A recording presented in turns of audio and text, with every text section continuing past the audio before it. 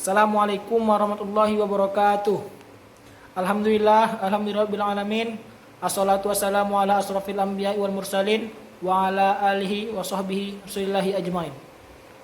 Asyhadu an la ilaha illallah wahdahu la syarikalah wa asyhadu anna Muhammadan abduhu wa rasuluh alladzi la nabiyya ba'da. Allahumma shalli ala sayyidina Muhammad wa ala ali sayyidina Muhammad. Baiklah, kami dari kelompok 4 akan mempresentasikan makalah kami yang berjudul jenis-jenis perbankan. Saya selaku moderator dan 3 orang teman saya sebagai pemateri. Pemateri pertama yaitu Ica Gunawan, pemateri kedua yaitu Indah Wahyuni, dan pemateri ketiga yaitu Dia Hafni. Baik, saya akan menjelaskan mengenai jenis-jenis bank berdasarkan fungsinya. Jenis-jenis bank berdasarkan fungsinya itu terdiri dari 3, yaitu bank sentral, bank umum, dan bank perkreditan rakyat atau BPR.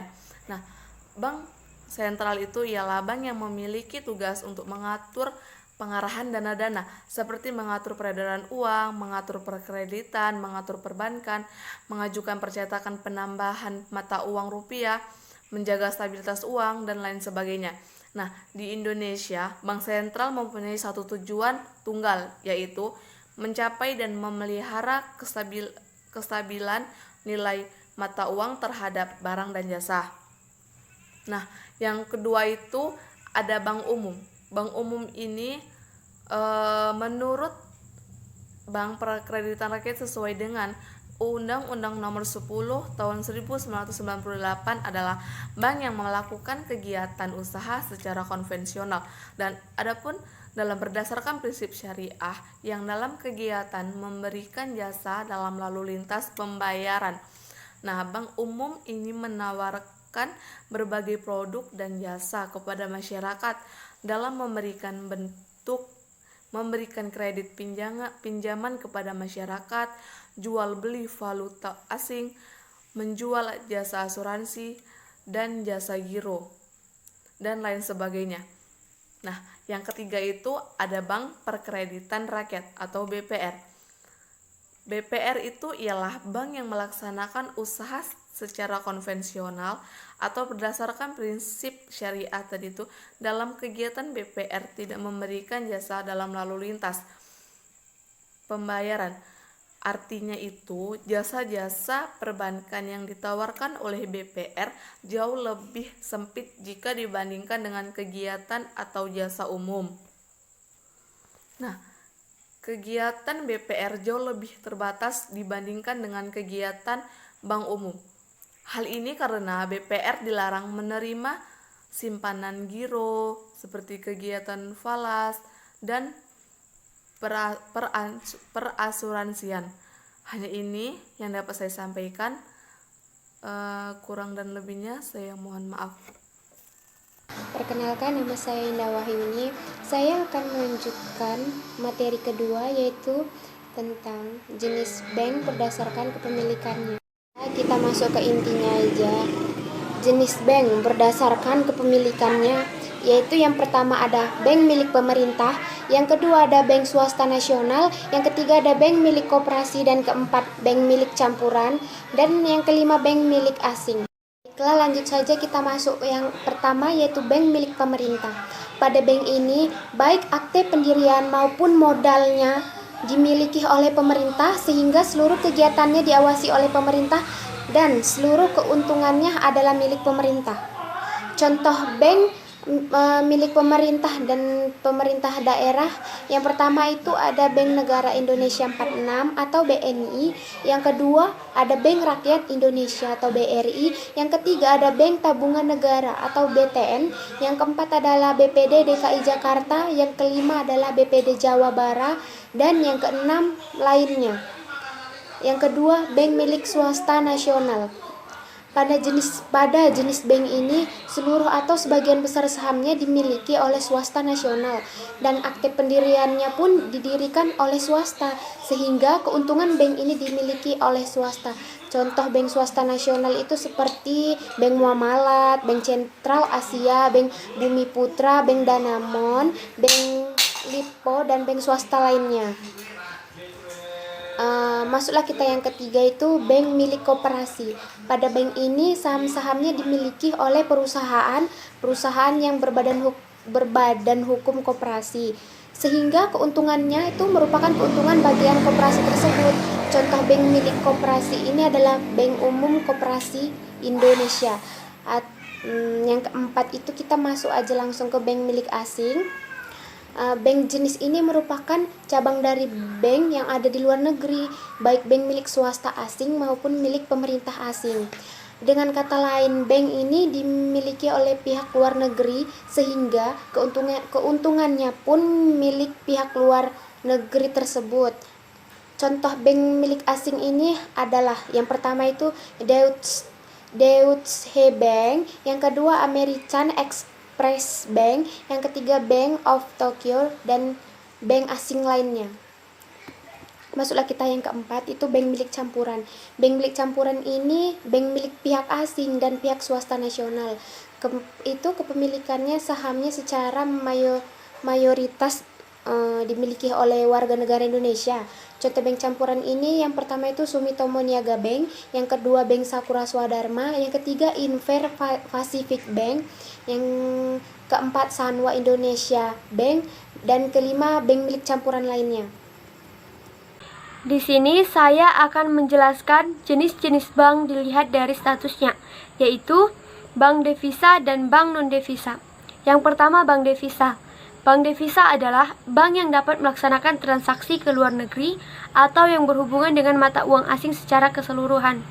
Persyaratan untuk menjadi bank devisa ini ditentukan oleh Bank Indonesia. Yang kedua, bank non-devisa. Bank non-devisa adalah bank yang belum mempunyai izin untuk melakukan kegiatan transaksi layaknya bank devisa. Jadi, bank devisa hanya melakukan kegiatan transaksi hanya dalam batas-batas wilayah negara yang terbatas. Selanjutnya, jenis-jenis bank berdasarkan kegiatan operasionalnya, yaitu bank konvensional dan bank syariah. Yang pertama, bank konvensional. Bank konvensional adalah bank yang melaksanakan kegiatan usaha secara konvensional, yang dalam kegiatannya memberikan jasa dalam lalu lintas pembayaran secara umum, berdasarkan prosedur dan ketentuan yang telah ditetapkan. Bank konvensional pada umumnya beroperasi dengan mengeluarkan produk-produk untuk menyerap dana masyarakat, antara lain tabungan, simpanan deposito, simpanan giro. Menyalurkan dana yang telah dihimpun dengan cara mengeluarkan kredit, antara lain kredit investasi, kredit modal kerja, kredit konsumtif, kredit jangka pendek, dan pelayanan jasa keuangan, antara lain clearing, inkaso, kiriman uang, letter of credit, dan jasa-jasa lainnya seperti jual beli surat berharga, bank draft, wali amanat, penjamin emisi, dan perdagangan efek. Yang kedua, bank syariah. Bank syariah ialah perbankan yang segala sesuatu yang menyangkut tentang bank syariah dan unit usaha syariah, mencakup kelembagaan, kegiatan usaha, serta cara dan proses dalam melaksanakan kegiatan usahanya. Berkaitan dengan bank syariah, ada dua konsep dalam hukum agama Islam, yaitu larangan penggunaan sistem bunga, karena bunga atau riba adalah haram hukumnya. Sebagai pengganti bunga, digunakan sistem bagi hasil. Prinsip-prinsip yang berlaku pada bank syariah. Yang pertama, pembiayaan berdasarkan prinsip bagi hasil atau mudharabah. Yang kedua, pembiayaan berdasarkan prinsip penyertaan modal atau musyarakah. Yang ketiga, prinsip jual beli barang dengan memperoleh keuntungan atau murabahah. Yang keempat, pembiayaan barang modal berdasarkan sewa murni tanpa pilihan atau izaroh. Dan yang kelima, pilihan pemindahan kepemilikan atas barang yang disewa dari pihak bank oleh pihak lain atau ijarah wa iktina.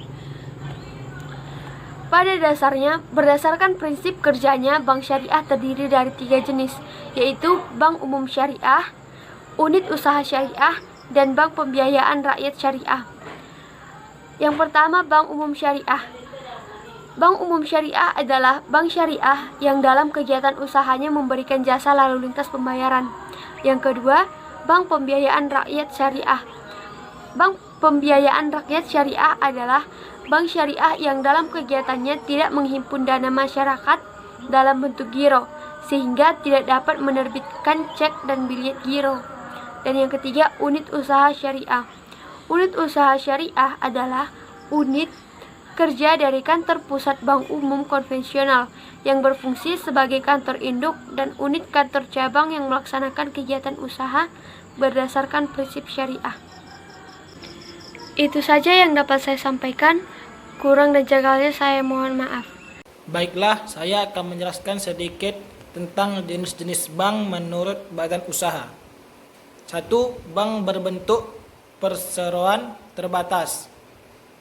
2. Bank berbentuk firma. 3. Bank berbentuk koperasi. 4. Bank berbentuk perusahaan perseorangan. Jenis-jenis bank menurut organisasinya. Unit bank, yaitu bank yang hanya memiliki satu organisasi dan tidak memiliki cabang di daerah lain. Branch banking, yaitu bank yang memiliki cabang-cabang di daerah lain.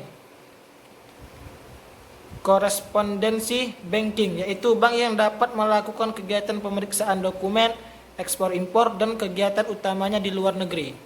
Baiklah, sekian presentasi dari kami. Lebih dan kurang kami mohon maaf. Kepada Allah kami mohon ampun. Dari Irian Burung Cendrawasih, kayu jati dibuat kursi. Cukup sekian dan terima kasih. Kami akhiri presentasi ini. Senyum tulus bukan basa-basi, lisan manis tiada berduri. Cukup sekian dan terima kasih. Waalaikumsalam kami akhiri.